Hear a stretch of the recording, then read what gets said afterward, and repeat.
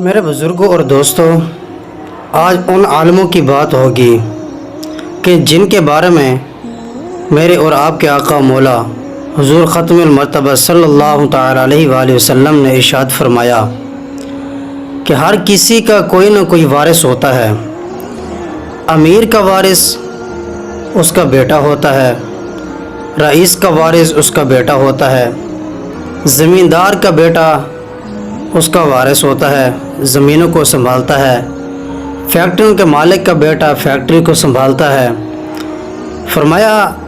کہ اللہ تبارک و تعالیٰ کے نبیوں کا ورثہ نہ مکان ہوتے ہیں، نہ دکانیں ہوتی ہیں، نہ جگیریں ہوتی ہیں، نہ کوئی دنیاوی چیزیں ہوتی ہیں۔ ان کا جو کچھ بھی ہوتا ہے وہ غریبوں کے اندر بانٹ دیتے ہیں، وہ سخاوت کر دیتے ہیں، وہ آگے تقسیم کر دیتے ہیں، غریبوں کے اندر، مسکینوں کے اندر، بیواؤں کے اندر۔ وہ جناب والا وہ یہ آگے تقسیم کر کے وہ خوشی محسوس کرتے ہیں، دل کو تسکین دیتے ہیں، ان کا دل کا اطمینان، سکون قلب اسی چیز کے اندر ہے کہ وہ غریبوں کے اندر بانٹ دیا جاتا ہے۔ تو اللہ تعالیٰ کے نبیوں کی جو وراثت ہوتی ہے وہ علم دین ہوتا ہے،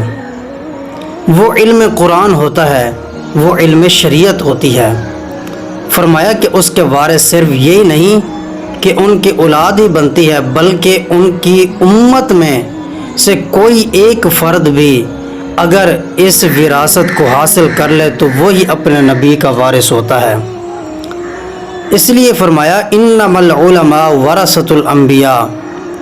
ان العلماء ورثۃ الانبیاء، عالم جو ہیں وہ انبیاء کے وارث ہیں۔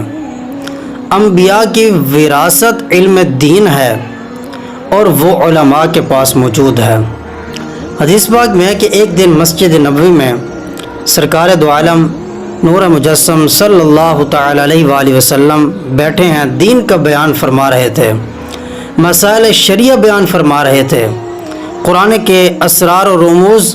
بیان فرما رہے تھے۔ سیدنا ابو ہریرہ رضی اللہ تعالی عنہ دوڑے بازار گئے، فرمایا لوگو ہم یہاں دنیا میں مصروف ہیں، وہاں حضور علیہ الصلوۃ والسلام کا ورثہ تقسیم ہو رہا ہے۔ لوگ دوڑے ہوئے آئے، دیکھا مسجد میں، کہاں ابو ہریرہ ہم تو یہ توقع نہیں کر سکتے تھے تم میں کوئی ایسی غلط بات بھی تم کرو گے، لیکن ہم نے تو یہ دیکھا کہ چند آدمی رسول پاک صلی اللہ علیہ وآلہ وبارک وسلم سے قرآن پاک کے اسرار رموز پڑھ رہے تھے، شریعت کی باتیں ہو رہی ہیں، اور تم نے کہا تھا کہ ورثہ تقسیم ہو رہا ہے۔ فرمایا اے اللہ کے بندو، اے اللہ کے بندو، یہی تو ورثہ ہے جو مصطفیٰ کریم علیہ الصلوۃ والسلام کا ہے، وہ تقسیم فرما رہے ہیں، وہی تقسیم ہو رہا ہے، یہی وراثت ہے، یہی ورثہ ہے، یہی مال ہے رسول پاک کا، یہ اللہ کا قرآن ہے، یہ مصطفیٰ کا فرمان ہے۔ حضرات محترم، میرے آقا نے فرمایا علماء امتی کا انبیاء بنی اسرائیل۔ فرمایا کہ یہ کاف جو ہے یہ تمثیل کی ہے، یہ برابری کے لیے نہیں، یہ نہ سمجھنا کہ عالم بنی اسرائیل کے نبیوں کے برابر ہیں، غیر نبی کے برابر نہیں ہو سکتا۔ اگر کوئی سمجھے تو یہ کفر ہے۔ نبی کی شان اعلیٰ اور عرفہ ہے، وراء الورا ہے، لیکن کاف تمثیل اس لیے ہے کہ جس کام کے لیے اللہ تعالیٰ نے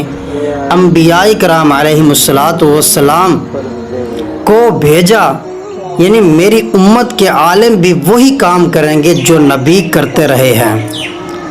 جو نبی کام کرتے رہے ہیں، میری امت کے عالم وہی کام کریں گے جو نبی کرتے رہے ہیں۔ نبیوں کا کام کیا ہے؟ مشرکین کو توحید و عقیدت بتانا، کفار کو اسلام پیش کرنا،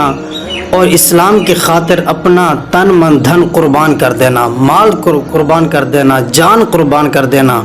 ہر چیز اسلام کی خاطر اپنا وطن چھوڑ کر کے ہجرت کر کے جانا۔ اور فرمائے یہی کام میری امت کے عالموں کے ذمہ خدا نے لگا دیا ہے۔ نبوت مجھ پر ختم ہے، میری امت کے سچے عالم وہی کام کریں گے جو اللہ کے نبی کرتے رہے، جو اللہ کے نبی یہ کام کرتے رہے ہیں۔ اپنے اپنے دور میں ہزاروں عالم آئے، آئے بھی ہیں آتے بھی رہیں گے۔ جیسے انبیاء بنی اسرائیل کو اللہ نے علاقے بانٹ دیے تھے تو میں بانٹ دی تھی، تو یہاں سے وہیں تک تبلیغ کرے گا، تیری شریعت کے پابند یہ کام ہوں گے۔ رسول اللہ صلی اللہ علیہ وسلم کی امت میں خدا نے پوری روئے زمین پر، چاہے وہ قریہ ہو، چاہے بستیاں ہوں، شہر ہوں، قصبے ہوں، گاؤں ہوں، پہاڑی علاقے ہوں یا دیہات ہو اور جنگل ہوں، آپ کو وہاں انجینئر نہیں ملیں گے، آپ کو وہاں سکالر نہیں ملیں گے، آپ کو وہاں سائنسدان نہیں ملیں گے، لیکن آپ کو ایسے جنگلوں میں جہاں راستے بھی نہیں جاتے وہاں نبی کی شریعت کے عالم ضرور ملیں گے۔